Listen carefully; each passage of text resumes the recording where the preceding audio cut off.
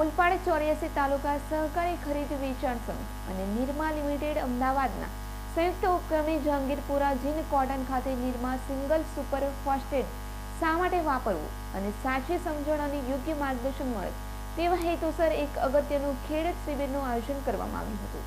આજે દિવસે ને દિવસે ખેતી ખર્ચાળ થતી જાય છે અને ઉત્પાદકતા ઓછી થતી જાય છે, ત્યારે ખેતીની સાથે ખાતર અન્નનો ઉપયોગ ઓછામાં ઓછો કરીને વધુ ઉત્પાદકતા થાય એ માટેની ખેડૂત શિબિર બુધવારના રોજ માજી ધારાસભ્ય ધનસુખ પટેલની અધ્યક્ષસ્થાને જહાંગીરપુરા જીની કમ્પાઉન્ડમાં મળી હતી। આ પ્રસંગે નિરમા લિમિટેડના માર્કેટિંગ મેનેજર એચ.કે. પટેલ દ્વારા સુપર ફોસ્ફેટ ખાતરની વિસ્તૃત માર્ગદર્શન આપવામાં આવ્યું હતું। કાર્યક્રમના ઉદ્ઘાટક અને ઓલપાડ 84 સહકારી ખરીદ વેચાણ સંઘના પ્રમુખ જયેશ પટેલે જણાવ્યું હતું કે રાસાયણિક ખાતરનો ભાવ છેલ્લા 3 વર્ષથી વધી રહ્યા છે, ત્યારે ઓછા રાસાયણિક ખાતરે વધુ ઉત્પાદન કઈ રીતે મેળવાય એ સંદર્ભે માર્ગદર્શન પૂરું પાડ્યું હતું। આજે ઓલપાડ 84 ખરીદ વેચાણ સંઘ અને નિરમા કંપની તરફથી રાસાયણિક ખાતરના વપરાશ અંગેનો એક સેમિનાર યોજવામાં આવ્યો હતો।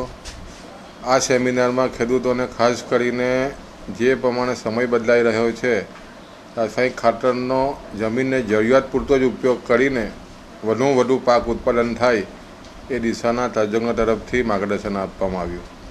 આવનારા દિવસોમાં જો ખેતીને બચાવવી હશે અને જે રીતે રાસાયણિક ખાતર પરથી સબસિડી નાબૂદ થઈ રહી છે, રાસાયણિક ખાતરના ભાવો વધી રહ્યા છે, તેવા સમયે ખેતી પરવડે એ દિશાના પ્રયત્ન જો કરવા હશે તો આવનારા દિવસોમાં દરેક જમીનનું પૃથ્થકરણ કરાવીને જમીનને જોઈતું જ ખાતર આપવું જોઈએ એવું માર્ગદર્શન પણ આજે આપવામાં આવ્યું। અને આવનારા દિવસોમાં જ્યારે ખેતી ખર્ચાળ બનતી જાય છે અને ઉત્પાદકતા ઓછી થતી જાય છે, એવા સમયે તજજ્ઞો તરફથી જે માર્ગદર્શન આપવામાં આવ્યું એ રીતે જો ખેતી કરવામાં આવશે તો જે રીતે આ ખેડૂતોએ મહેનત કરીને આ દેશને અનાજના ક્ષેત્રે સ્વાવલંબન કર્યો છે, હજુ પણ આવનારા દિવસોમાં જ્યારે અનાજની મોટી જરૂરિયાત છે ત્યારે ચોક્કસ રાસાયણિક ખાતરનો ઉપયોગ કરીને આવનારા દિવસોમાં હજુ પણ વિપુલ ભંડારો ભરાઈ રહેશે એવી સૌ ખેડૂતોએ આહ્વાન કર્યું।